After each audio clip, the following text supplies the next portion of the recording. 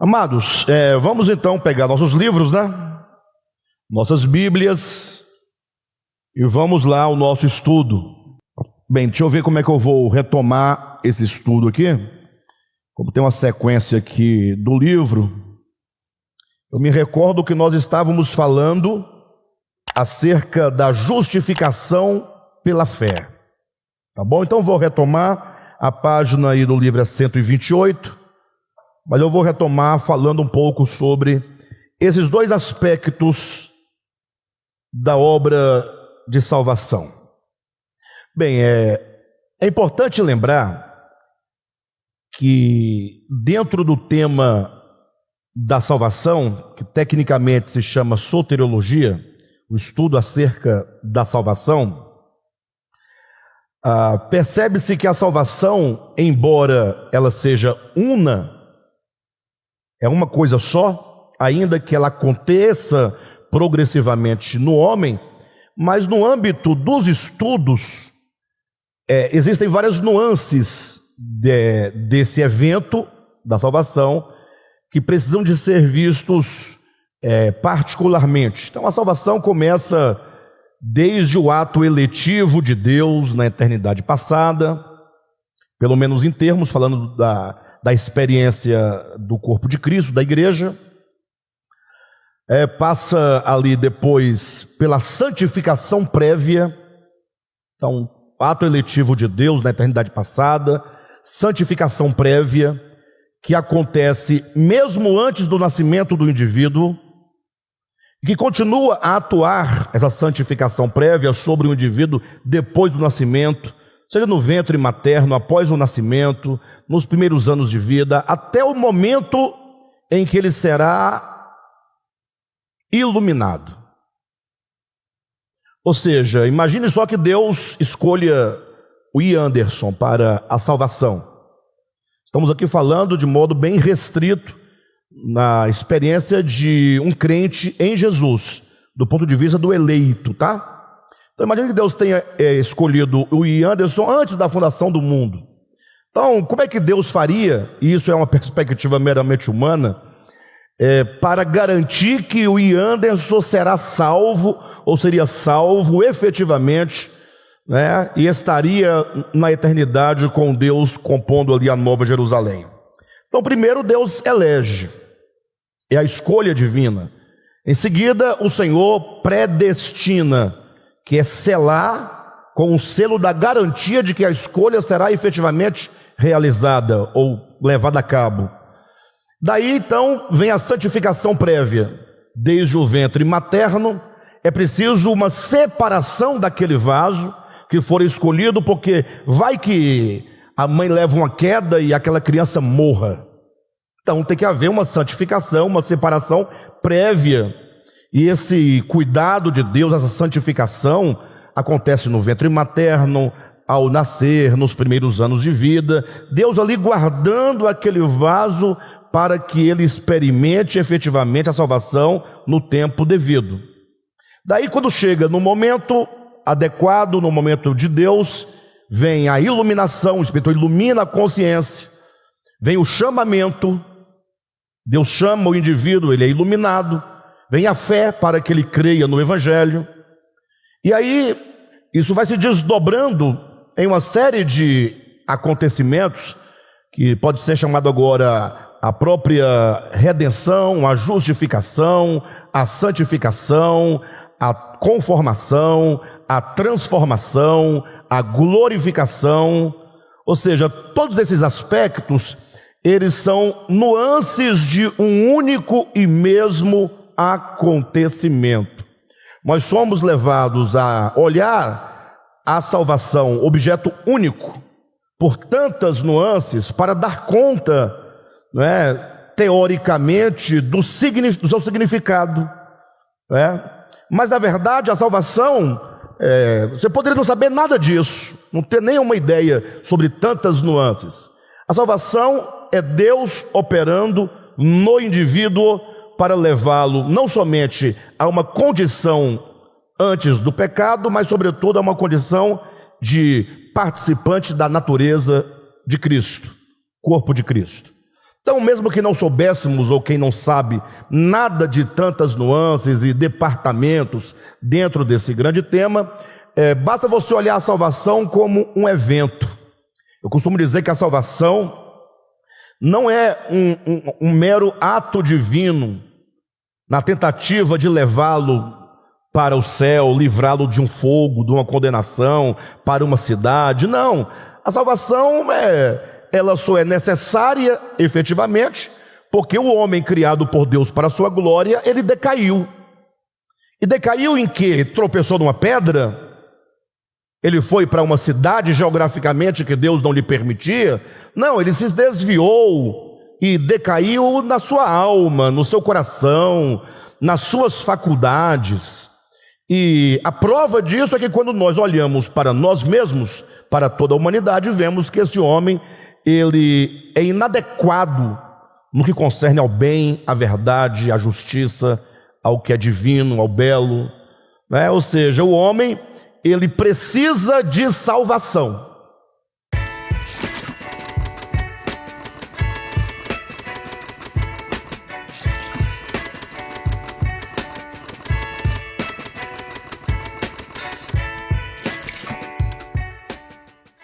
É como se nós pensássemos humanamente falando em alguém cujo corpo está tomado por diversas enfermidades muito graves.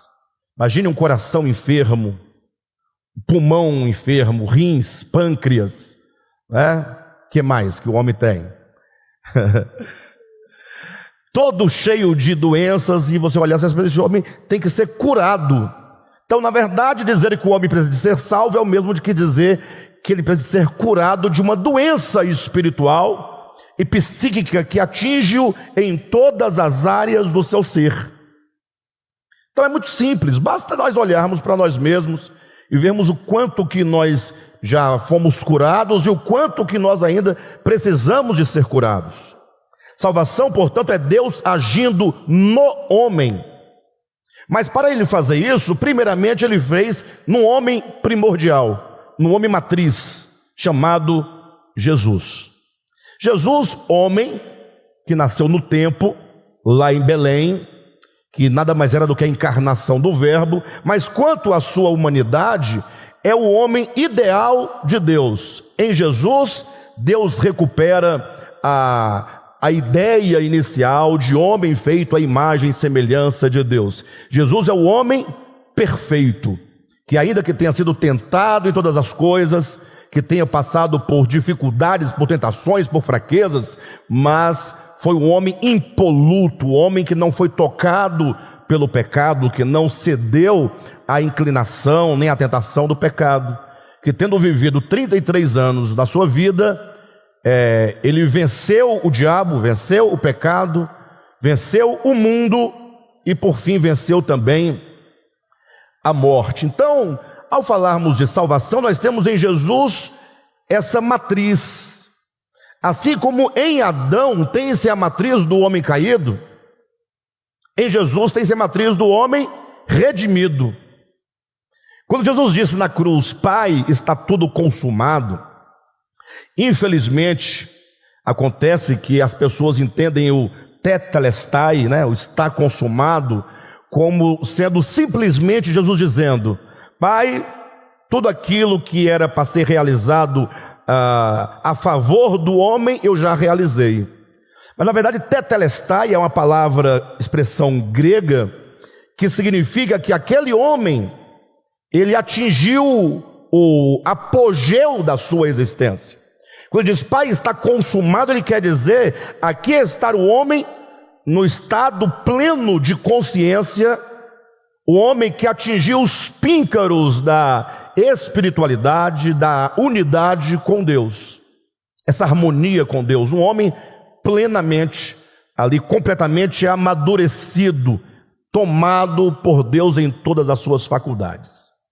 Bem, então ao olhar para Jesus, nós temos nele essa matriz da salvação, e agora somos nós o quê? Convidados a nos unir a ele. Não é isso que diz o Evangelho? Não diz o Evangelho que Jesus ordenou que agora os discípulos deveriam sair pelo mundo inteiro, dizendo o que Jesus tinha feito, tinha realizado, que ele tinha sofrido a sua morte na cruz do Calvário e havia ressuscitado para a salvação da humanidade, não devia pregar isso ao mundo? Jesus diz: ide, preguem essa mensagem e batizem as pessoas que creem nessa mensagem. Ou seja, concorrem à pregação do evangelho e o batismo. Mas não é o batismo meramente ritual. O batismo ritual, quando o pastor, o padre, o sacerdote, quem quer que seja, um crente, ele batiza a pessoa em água, aquilo ali é um batismo não somente, não poderia nem dizer ritual, embora as pessoas vejam como um batismo ritual, mas é um batismo pedagógico. É um batismo que ensina, pelo método da simbologia, o que aquela pessoa deve experimentar em seu coração, em sua alma. Ou seja, o homem, ao ouvir a pregação do evangelho, ele é convidado a ser unido a Cristo na sua morte. Porque o que salva o homem? E salva de quê? Ora, o homem caído, ele não tem conserto. Não há conserto para o homem caído. Não existe reforma para o homem caído. Se nós ampliarmos o sentido daquela parábola que Jesus fala, não se põe remendo de pano novo em veste velha. Então o homem é uma veste velha. Não adianta você ficar remendando o homem igual um Frankenstein, né? Não dá certo. Não se pode colocar vinho novo em odres velhos. Então o que é velho para Deus deve ser aniquilado por meio da morte. Por isso que dois temas caros ao evangelho é o morrer com Cristo e o ressuscitar com Cristo, representados no batismo. Ou seja, aquele que crê no evangelho deve se unir a Cristo na sua morte e na sua ressurreição. Isso basta para dizer o que é salvação. O indivíduo tem que ouvir o evangelho acerca de Cristo, e agora ele deve olhar e ver que Jesus foi um homem que abriu mão de si, da honra e das glórias deste mundo, de todo o privilégio, de tudo que diz respeito a si mesmo, para viver em função do Pai, fazer a vontade do Pai, agradar o Pai, andar em harmonia com o Pai. Logo, agora, ao ouvir o evangelho, você tem que olhar: vale a pena? Será este o único caminho? É uma pergunta que se faz. Jesus é o único caminho? João 14,6. Eu sou o caminho, a verdade e a vida. Ninguém vem ao Pai a não ser por mim. Não por mim, o Jesus dogmático, mas por Jesus enquanto aquele que trilhou esse caminho e nos convida a trilhar com ele o mesmo caminho. Por isso somos chamados de discípulos, porque seguimos os seus passos. E a ele nós nos unimos na sua morte e nos unimos com ele à semelhança da sua ressurreição.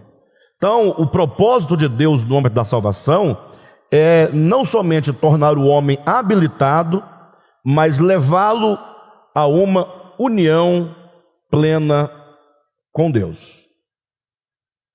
Salvação, embora tenha todas essas nuances, e é possível estudá-las sob essas perspectivas, esses paradigmas, mas a salvação é um evento só, que tem um começo, um desenvolvimento e um fim. Logo, a Bíblia vai afirmar alto e bom som que nós fomos salvos, que nós estamos sendo salvos e que nós seremos salvos. Ora, como pode a Bíblia afirmar ao mesmo tempo que fomos e seremos salvos? Simples, porque se nós estávamos desconectados de Deus, nosso espírito, nós não tínhamos acesso a esse espírito, tocar esse espírito que estava separado de Deus. Logo, quando fomos iluminados e cremos no evangelho, o Senhor nos reconectou consigo, ou não? Então é uma ação de Deus no espírito humano. E a despeito de haver no espírito humano agora vida abundante, em plena conexão com Deus, a nossa alma, ela continua ranzinza. Olha bem para você ver. Você não pode negar que você tem uma experiência de ligação com Deus, de salvação com Deus. Lógico que tem. Você pode afirmar que você foi salvo na esfera do seu espírito. Mas não são 3 salvações. Uma para o espírito, outra para a alma, outra para o corpo. É a única salvação que começa a se operar pelo espírito e agora vai se desenvolvendo na alma, pouco a pouco, libertando a alma, curando a alma, as faculdades da alma. Isso leva um tempo longo, é um grande processo de cura e de libertação. Até que por fim, esse nosso corpo, ele será salvo quando houver a glorificação do nosso corpo. O homem é um ser integral. Esse é um conceito de todo ensinamento bíblico antigo, mesmo em Novo Testamento. Afirmar que o homem é um ser integral é dizer o homem não é apenas um espírito que ganhou um corpo por um acidente, por uma circunstância, com uma finalidade interina. Não, não. Deus criou o homem, espírito, alma e corpo. Logo, o homem integral é esse homem em sua totalidade. O espírito que nos conecta a Deus, a alma, que é a nossa própria consciência de estar no mundo e de ser no mundo, e o nosso corpo, que é por meio do qual nós contatamos esse mundo físico. Então a salvação, ela se opera espírito, alma e corpo. Não são 3 salvações. É uma única salvação que se opera no homem progressivamente. Tanto é que a maioria das pessoas tem a dificuldade de entender o tema justificação pela fé, que é o nosso tema, exatamente porque a Bíblia diz que nós já estamos justificados. Justificados, pois, com Deus, mediante a fé, temos paz com Deus. Aí aparece o Alexandre e diz, não, nós não estamos justificados. A justificação é o agir de Deus, é um trabalho de Deus que acontece paulatinamente, que é o ajustar a consciência e o coração humano, ajustar a vontade divina, ao Espírito divino, a verdade divina. É um rádio que está fora de sintonia e tem que ser sintonizado para que tenha plena sintonia, plena harmonia com Deus. Ora, mas alguém pode dizer, mas se a Bíblia afirma que o homem está justificado, como pode o Alexandre dizer que não está justificado? Perguntas que vocês devem fazer. Quando você lê a Escritura com os olhos abertos, isso fica muito claro. Vou tentar responder isso de 2 maneiras para vocês. Primeiro, que nem sempre quando a Bíblia afirma um fato consumado, ele está consumado em você. Esse é o primeiro ponto. Basta você ler Romanos capítulo 8, versículo 30, versículo 29 e 30, salvo engano, quando Paulo diz que nós já estamos glorificados. Agora eu quero que apresente-se um crente, um padre, um pastor, um teólogo, que diga categoricamente que nós estamos no sentido da experiência glorificados. Se a glorificação está para o corpo e você tem caspa, você não pode estar com o corpo glorificado. Corpo glorificado não tem caspa. Ou não? Se você tem que ir ao dentista pelo menos uma vez por ano, para ele olhar como é que está, fazer limpeza, aplicar flúor, verificar se não tem uma cárie para poder fazer ali uma restauração. Então como é que o seu corpo está glorificado? Você tem que fazer restauração nos seus dentes. Ou seja, como pode um corpo glorificado e estar em flagrante apodrecimento? Porque cárie é apodrecimento. Basta dizer sobre o dente, o restante vocês vão interpretando aí e trazendo ao entendimento. Ora, mas como é que Deus diz? Aos que antemão conheceu, também os predestinou, aos que chamou, justificou, olha aí, consumado, e aos que justificou também os glorificou. Glorificou está em que tempo? O verbo em que tempo? Passado, pretérito. Logo, quando diz que Deus nos justificou, Ele nos justificou em Cristo. Ou seja, em Cristo, Ele é a nossa salvação, tudo está feito. Tudo já está realizado nele. Por isso que Paulo vai falar, salvo engano, 300 e tantas vezes nas suas epístolas, a expressão em Cristo, em Cristo, em Cristo, em Cristo. É nele que acontece a nossa salvação em todos os aspectos. Por isso nós devemos estar em Cristo. Agora, uma outra maneira de demonstrar que a justificação ela acontece progressivamente, aí fica até fácil de explicar, pode até ser difícil de entender para aqueles que não querem entender, mas é a coisa mais fácil de se ensinar e de se explicar e de se demonstrar. A justificação é um processo. Então entenda, justificação, que vem de justificar, que vem de justiça, que vem de justo. Então dizer que o fulano é justo, quer dizer que ele está ajustado, alinhado, harmonizado com algo. Ele é justo em relação a quê? Quando você veste uma roupa e a roupa fica justa, que ela está alinhadíssima com o seu corpo, sim ou não? Então, a expressão justificação na Bíblia, ela ganhou um caráter quase que extraterrestre. Não, é só dizer que o homem precisa de justificação porque ele está desajustado. Querem a prova?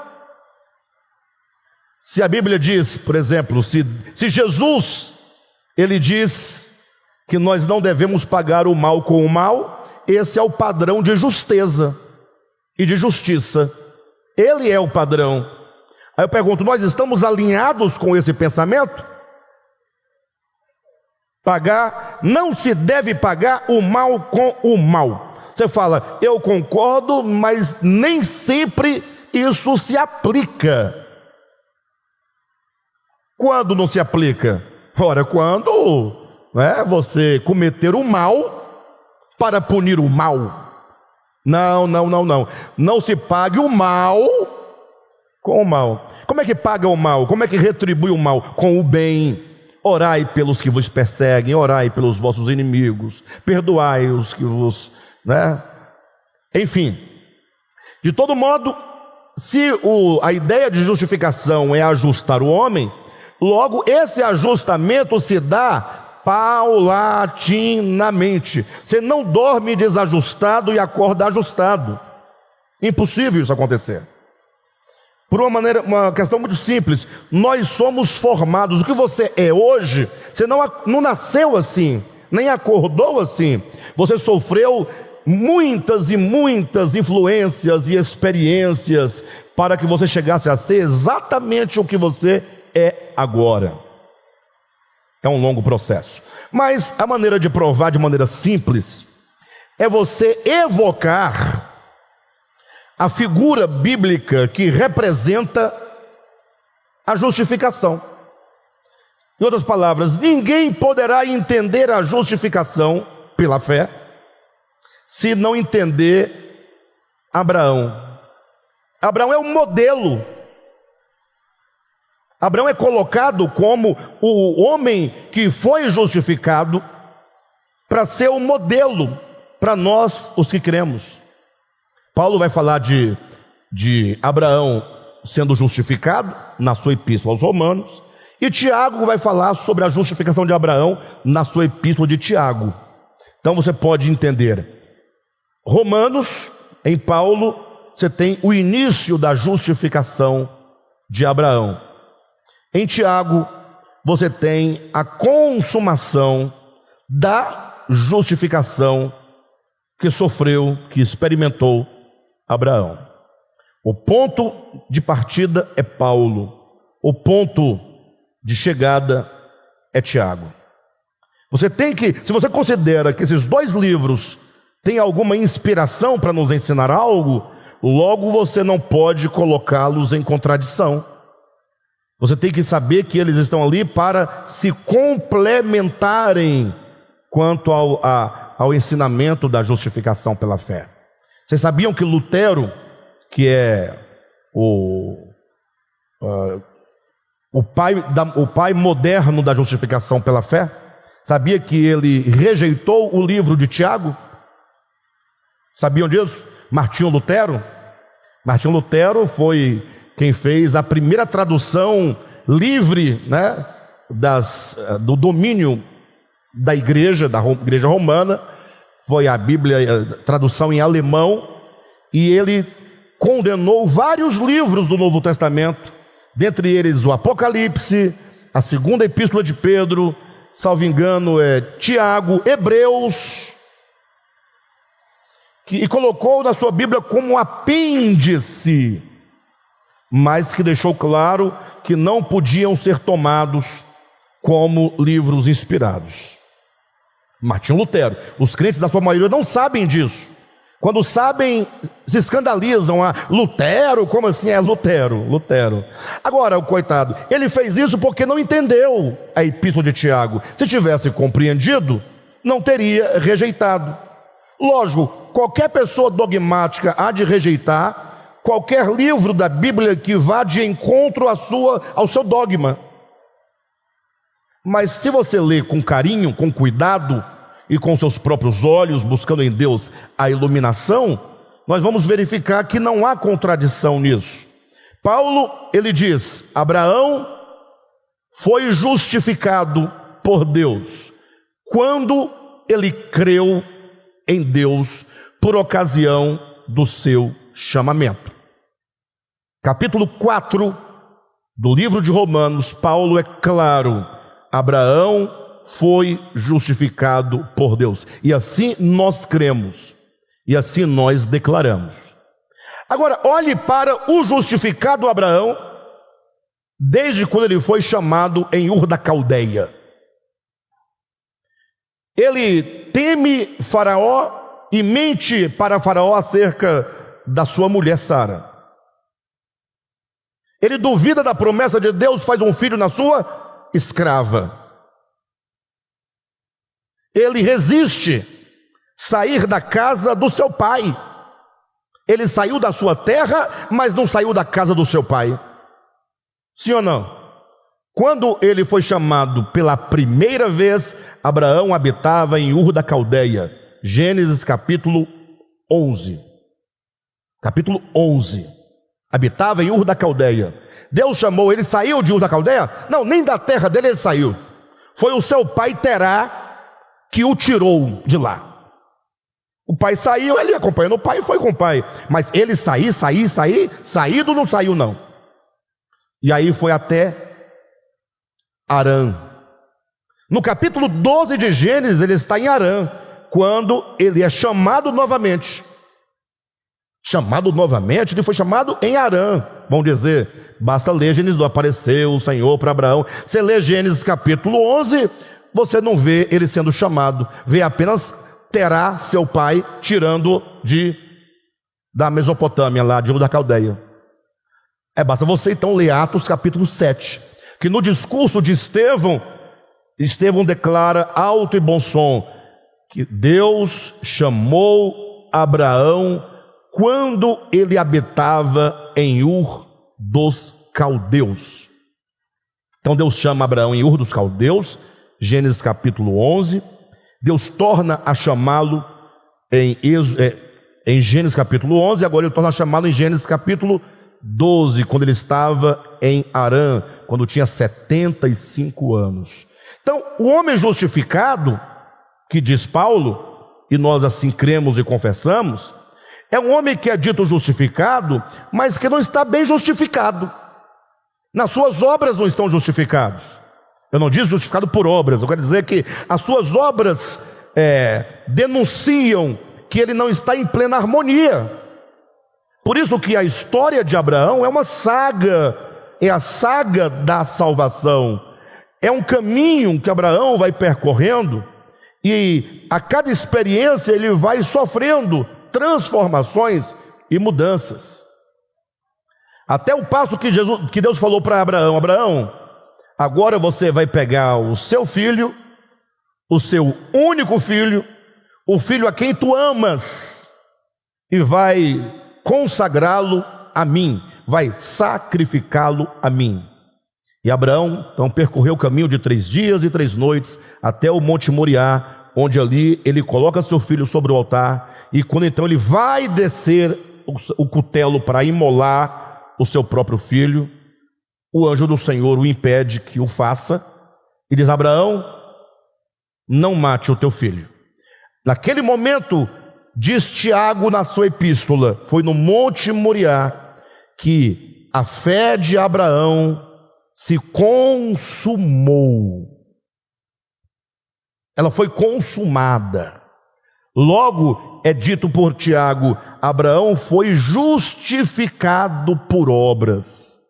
Não que ele tenha feito obras para garantir a sua justificação, mas que a justificação recebida por ocasião do chamamento ganhou-o plenamente, ajustou-o plenamente, e foi no ato de ele entregar o seu filho, que foi a coisa mais difícil de que ele deveria se desprender, que foi o momento em que aquela fé que ele tinha e aquela justificação que nele já operava chegou ao ápice da sua consumação.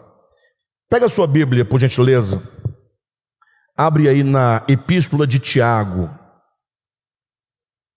E vocês vão verificar que Tiago, quando fala da justificação, ele não fala de Abraão no seu chamamento. Ele fala exatamente de Abraão no fim da sua vida. Capítulo 2 de Tiago. E eu vou ler a partir do 14, porque é muito elucidador esse texto. Vamos lendo devagar, sem pressa, não é? O 14 diz assim: meus irmãos, isso é Tiago dizendo aos irmãos em Cristo, judeus que estavam dispersos: meus irmãos, qual é o proveito se alguém disser que tem fé e não tiver obras? Isso aqui é para a gente parar e pensar, queridos. Agora, cuidado para nós não entendermos equivocadamente o que está sendo dito. Aqui, Tiago, nós vamos ver isso no decorrer do texto, ele não está colocando fé e obras como duas coisas distintas. Porque se fé e obras for colocado por Tiago como duas coisas distintas, então ele está somando uma coisa à outra, o que significaria que a fé sozinha não seria o quê? Suficiente. E a fé sozinha, ela é suficiente. E a grande mensagem de Paulo é que as obras não têm o poder de justificar o homem. Então Tiago está dizendo só o seguinte: olhe para a pessoa que diz que tem fé, é o que mais tem por aí. Só que essa fé não se materializa, não se evidencia, não se mostra, não se exibe. Essa fé é uma fé de papo furado. Tem muitos por aí? Talvez é o que mais tenha, né? Tem fé, tem fé, tem fé, mas a vida toda errada. Toda errada. Então Tiago pergunta: qual que é a vantagem disso? Ou qual é o proveito de você ter uma fé que ela só existe na sua cabeça, não é fatual, não tem potência, não tem poder de mudar a você mesmo, não é mudar os outros, mudar a você mesmo. Qual é o proveito se alguém disser que tem fé, mas não tiver obras? Pode acaso semelhante fé salvá-lo? Veja que ele não diz: pode por acaso a fé salvá-lo. Pode semelhante fé. Esse tipo de fé. Que tipo de fé? Essa fé de conversa fiada. E é isso que nós queremos trazer aqui talvez hoje o tempo não vai dar, com certeza, mas trazer a natureza da fé. A fé enquanto um atributo do espírito humano. É uma coisa orgânica, viva, dinâmica, capaz de mover toda a sua consciência, seu coração para Deus. Então, ele está dizendo que pode, porventura, esse tipo de fé, semelhante fé, salvar o homem? A resposta, embora seja uma pergunta retórica, é não. Essa fé que você diz que tem, mas que não é capaz de mover a sua vida, não salva. É uma fé artificial. É uma fé manufaturada. É uma fé fabricada. É uma fé dogmática. É um acreditar como você diz que acredita em muitas coisas. Vamos verificar essa questão do acreditar um pouco mais à frente. Mas o fato é que se a fé salva, isso é um fato, não temos dúvida disso. Se a fé salva, logo, semelhante fé a deste homem do texto, que não é capaz de se materializar em atos, em obras, essa fé não salva. Existe a fé que salva, que é a fé verdadeira do espírito humano, dom de Deus, e existe a fé dogmática. Só uma crença sem futuro que não serve para nada. Perfeito, pessoal? Que nem poderia ser chamado de fé, tinha que ser pseudo-fé. Então, Tiago continua, né? Se um irmão ou uma irmã estiverem carecidos de roupa e necessitados do alimento cotidiano, e qualquer dentre vós lhes disser: ide em paz, aquecei-vos e fartai-vos, sem contudo lhes dar o necessário para o corpo, qual é o proveito disso?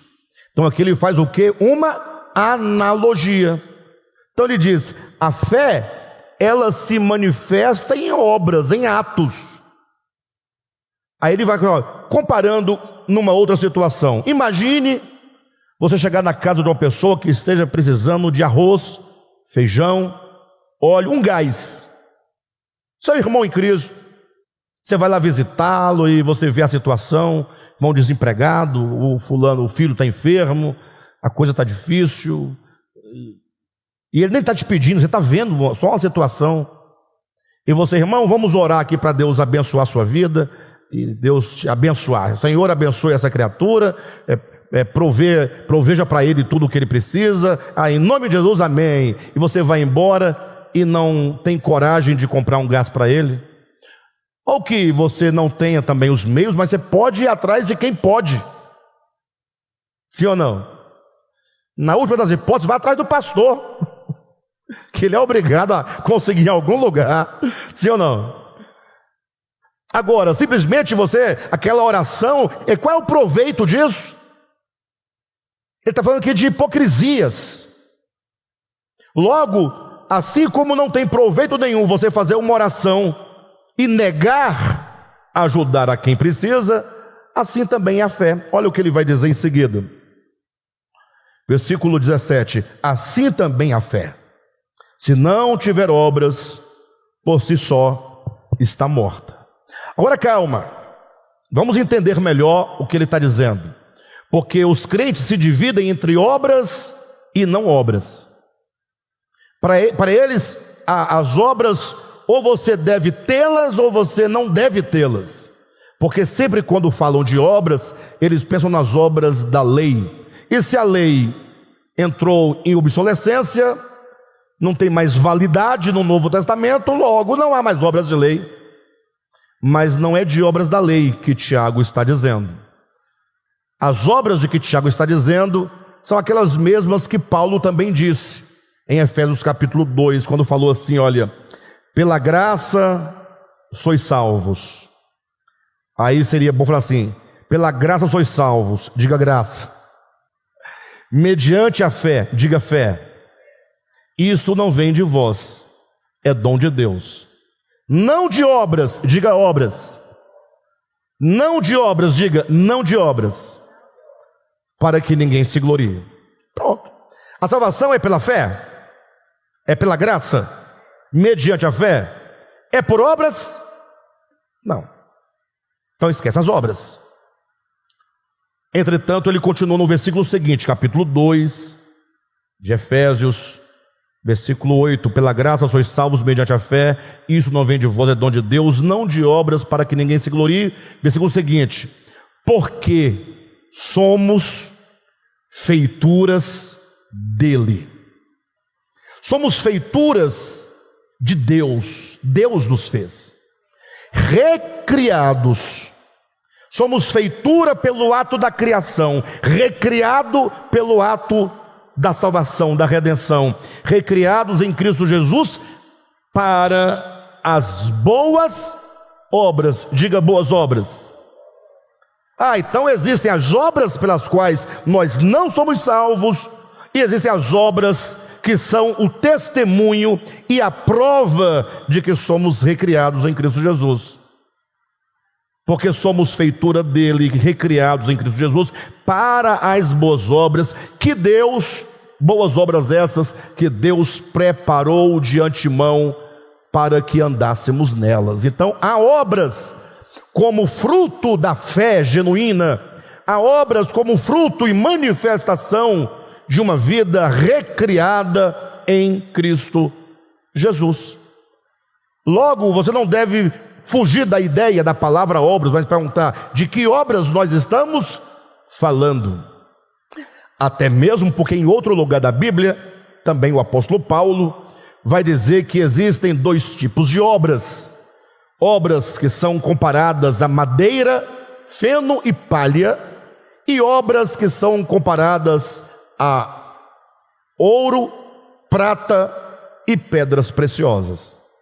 E que as obras de todos serão provadas pelo fogo que colocará à prova, porque hoje nós fazemos obras e obras por obras, tudo é obra, mas aos olhos daquele a quem nós devemos prestar contas, o olhar dele como olhos de fogo vai discernir se as obras são humanas ou meramente humanas, com objetivos perversos e carnais, como Jesus fala: quando orardes, quando deres esmola, quando fizeres jejuardes, não façam como fazem os fariseus. Eram obras, mas aquelas obras trazia como recompensa, porque as obras trazem recompensa, trazia como galardão o aplauso dos homens. Então, quando eles eram aplaudidos porque jejuavam, aí está a sua recompensa, se vira com as suas obras para lá. Agora, as obras de ouro, de prata e pedras preciosas, quanto mais o fogo dos olhos do Senhor penetra aquelas obras, mais preciosas elas se tornam, porque elas são reveladas como preciosas aos olhos de Deus, porque são feitas em Deus. Então, voltando para Tiago, ele continua dizendo, versículo 17: assim também a fé, se não tiver obras, por si só está o quê? Morta.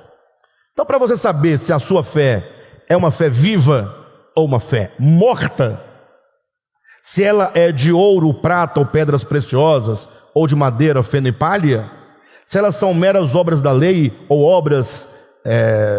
obras que Deus preparou de antemão para que andássemos nela, é só você olhar a dinamicidade da sua fé. Se ela te impulsiona, se ela te move, se ela consegue te tirar de uma situação espiritual para colocá-lo na busca de Deus, no caminho de Deus. Agora, você apenas fala que tem, mas não se move, essa fé deve ser uma fé morta, muito provavelmente. É o que mais tem. Assim também a fé, se não tiver obras por si só, está morta. Versículo 18. Mas alguém dirá, tu tens fé e eu tenho obras. Então, adianta só, uma pessoa diz, eu tenho obras e você tem fé. Ele continua dizendo, mostra-me, olha, ele não diz mostra-me a tua fé. Ele diz, mostra-me, olhe na sua Bíblia, mostra-me essa tua fé. Quando ele diz essa tua fé, esse pronome essa é pejorativo. Sabe quando você fala para uma pessoa conhecida? Não, é essa aí, ó, é esse aí. Não tem? É desprezo. Então o Tiago está dizendo, alguém diz que tem fé e você diz que tem obras. Então você diz, mostra-me essa tua fé sem as obras. É impossível. É impossível mostrar a fé sem as obras. Não tem como. Agora ele diz, e eu, com as minhas obras, te mostrarei a minha fé. Está vendo que as obras são a manifestação da fé? Ou seja, porque eu tenho fé, pratico as boas obras que Deus preparou de antemão para que andássemos nela. O outro diz que tem fé, mas porque não a tem de fato, ele não tem como proceder segundo a fé que ele não tem. Seguindo adiante, Tiago continua declarando, crês tu que Deus é um só? Fazes bem, até os demônios creem e tremem. Nesse sentido, os demônios estão melhores do que muitos crentes, muitos de nós, porque eles creem e tremem. Não está falando de fé. Eles acreditam que Deus é um só e tremem diante desse fato. E os crentes dizem que creem e zombam, diz que creem e riem, não tremem. Ou seja, está difícil para nós, está difícil para o crente. Continuando, ele diz, queres, pois, ficar certo, ó homem insensato, de que a fé sem as obras é inoperante? Então ele fala de uma fé inoperante. Vocês sabem o que é inoperante? Inoperante, bonita palavra, né? É só você separar o prefixo in do restante. In quer dizer não. Operante, aquilo que opera, né? De obras mesmo, de agir, de fazer, de realizar. Então, a fé inoperante é a fé que não opera, que não realiza, que não se move, porque é uma fé morta, não tem vida. E ele continua dizendo, não foi por obras que Abraão, o nosso pai, foi justificado quando ofereceu sobre o altar o próprio filho Isaque? É uma pergunta que ele está fazendo. Quando ele pergunta aqui, me parece uma coisa muito clara. Para as pessoas que eram os destinatários dessa carta, era comum entre eles saber e afirmar isso. Porque ele não faz uma pergunta como quem exige uma resposta, ele faz uma pergunta retórica porque sabe já da resposta. E não foi pelas obras, então como é que vocês estão falando das obras, se foi pelas obras que Abraão foi justificado? Percebem que o público para quem ele escreve tinha essa consciência? A pergunta é clara, no sentido ela é retórica. Então ele diz assim, não foi por obras que Abraão, nosso pai, foi justificado quando ofereceu sobre o altar o próprio filho Isaque? Versículo 22, vês, ou seja, aqui pressupõe-se uma resposta, né? Toda pergunta retórica pressupõe uma resposta. Vês como a fé operava juntamente com as obras. Essas palavras juntamente é que dá uma crise na gente de vez em quando, né? Juntamente parece que está somando, né? Mas ele explica em seguida, com efeito, essa palavra com efeito quer dizer certamente, logo, foi pelas obras que a fé se consumou. Então a fé, ela é como que uma semente. Quando essa semente germina, cresce, se desenvolve e gera frutos, a semente se consuma no fruto. Porque é no fruto que há novas sementes prontas para continuarem o processo de continuação da espécie. Então ele está deixando claro que a fé, ela tem uma consumação, e essa consumação se dá pelas obras. Versículo 22, né? Vês como a fé operava juntamente com as suas obras, com efeito foi pelas obras que a fé se consumou e se cumpriu. Quando então ele oferece o filho, isso é uma obra, porque ele agiu, porque ele procedeu.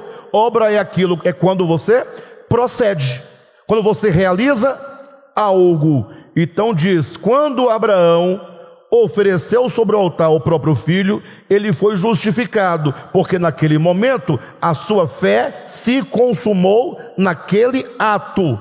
Versículo 23, e quando isso aconteceu, se cumpriu a escritura, a qual diz, ora Abraão creu em Deus, e isso lhe foi imputado para... Quem disse isso? Está lá em Paulo, Romanos capítulo 4, que está lá em Hebreus.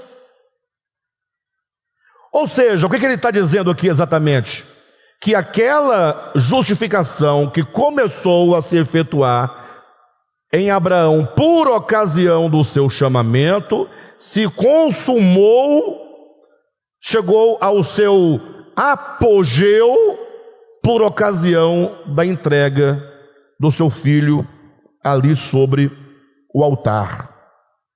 Essa expressão, e se cumpriu a escritura, é uma expressão interessante, porque, por exemplo, dá um exemplo prático, vocês vão entender agora. Olha, agora vai raiar o dia para vocês. Vai raiar o dia com esse exemplo. Se você perguntar assim para alguém, Jesus morreu na cruz? Ele morreu enquanto homem? Jesus responde, morreu. Morte morrida mesmo ou foi morte fingida? Morrida, desceu ao inferno. Pedro vai dizer isso. Então tem Atos na sua epístola. E Jesus ressuscitou? Logo, se ele saiu do Hades e ressuscitou, ele venceu a morte. Ou não venceu? Que é a prova que ele venceu a morte? Ele próprio aparece em Apocalipse capítulo 1, glorificado, e diz, eu sou o primeiro, o último, estive morto, tornei a viver, e eis que eu trago aqui as chaves da morte e do inferno. As chaves da morte e do inferno não é uma chave que abre porta nenhuma, é uma metáfora para dizer que ele tem agora a autoridade sobre a morte, porque ele venceu a morte, ele triunfou da morte por ocasião da sua ressurreição. Ninguém tem dúvida de que Jesus venceu a morte, ponto final. Mas aí Paulo vai explicar sobre Jesus que ressuscita e sobre nós que ressuscitaremos. 1 Coríntios capítulo 15. Então ele vai dizendo que Cristo ressuscitou, sendo ele as primícias dos que dormem. E sendo ele as primícias, chegará um dia em que ele haverá de ressuscitar a todos os que creram nele, na sua palavra. Aí Paulo vai dizer, porque eis que vos digo um mistério, nem todos dormiremos, mas transformados seremos todos, num momento, num abrir e fechar de olhos, nós os vivos seremos transformados, e aqueles que morreram em Cristo serão ressuscitados, porque é importante que esse corpo corruptível se revista de incorruptibilidade, e esse corpo mortal se revista de imortalidade. E quando isso acontecer, ele diz, então se cumprirá a escritura que diz, tragada foi a morte pela vitória. Espera aí, quem foi tragada? Tragada foi a morte pela vitória. Quem foi tragada? A morte. Quem tragou a morte? Tragada foi a morte pela vitória. Quem é a vitória? É o Cristo ressurreto. Logo, quando ele ressuscitou, ele tragou a morte, sim ou não? Mas essa palavra que aconteceu, que é um fato em Jesus, é uma palavra que alcança o seu cumprimento quando ele a todos ressuscitarem. Por quê? Porque ainda que ele tenha vencido a morte, nele há de se vencer a morte em todos. Ele há de vencer em todos a morte. E esse é o significado do texto de Mateus 16, 18, que diz: também eu vos digo que tu és Pedro, e sobre esta pedra edificarei a minha igreja, e as portas do inferno não prevalecerão contra ela. Ou seja, na medida em que os apóstolos foram morrendo e sendo sepultados, suas almas descendo ao Seol, descendo ao Hades, descendo ao inferno, e assim as almas de todos que creram em Cristo, me parece que as portas do inferno, que trancam os crentes em Cristo no Hades, estão prevalecendo. Me parece. Cada santo que morre, cada homem e mulher em Cristo que morre, e nós vamos levá-lo à sepultura, é como que esse ato dissesse, ou perguntasse: será mesmo que a morte foi tragada? Porque não me parece. Você diz: não, calma, porque então se cumprirá a palavra que disse: tragada foi a morte pela vitória. Ou seja, um evento tem o seu começo, sua semente, e ele tem a sua consumação, seu cumprimento, quando alcança tudo aquilo que se deve alcançar em plenitude. Agora ficou claro, ninguém tem mais dúvida sobre isso, né? Então, voltando aqui em Tiago, ele vai dizer assim no versículo 23: e se cumpriu, quando Abraão ofereceu seu filho sobre o altar, ele então foi justificado naquele momento, e se cumpriu a escritura, a qual diz: ora, Abraão creu em Deus, e isso lhe foi imputado para a justiça, e foi chamado amigo de Deus. Quando foi que a sua fé se consumou? Não foi quando ofereceu o filho sobre o altar? Quando foi que ele então foi justificado por obras como resultado da consumação da fé? Não foi lá no Horebe, quando ofereceu seu filho sobre o altar? E quando foi que se cumpriu a escritura? Abraão creu em Deus, e isso lhe foi imputado para a justiça. Não foi lá no Moriá, onde ele oferece seu filho? E quando foi chamado amigo de Deus? Não foi lá quando ofereceu seu filho sobre o altar? Ele foi então, sua fé se consumou, ele foi justificado, se cumpriu a palavra que diz que ele havia sido justificado, e ele foi chamado amigo de Deus, neste momento. Por quê? Aí Deus não era amigo dele? Não, é aqui que a sua consciência vence todas as inimizades. É nesse momento que toda inimizade é completamente vencida dentro de Abraão. E esse é um assunto tão simples, não deveria ser tema de debate, porque bastaria que ninguém dissesse nada, só olhasse para si: você é amigo de Deus, ou não é? Ah, para, ué. Mas você vive beliscando ele, fala a verdade. Você vive maltratando ele, ou não? Por exemplo, um pai tem um filho, esse filho gosta do pai, ama o pai, quer o bem do pai, está tudo certo, é até obediente ao pai de certa maneira, mas vez ou outra pisa na bola com o pai, faz umas coisas que não deveria fazer, fere o coração do pai, desobedece o pai, entristece o pai, mas é um amigo que está em processo de eu não sei falar o restante da palavra. É um amigo que está em processo de amigamento. E continuando, ele diz, versículo 24: verificais. Quando ele diz verificais, é porque ele está não provando, ele está demonstrando. Demonstrar é colocar diante dos olhos. Veja, como é que você vai negar isso?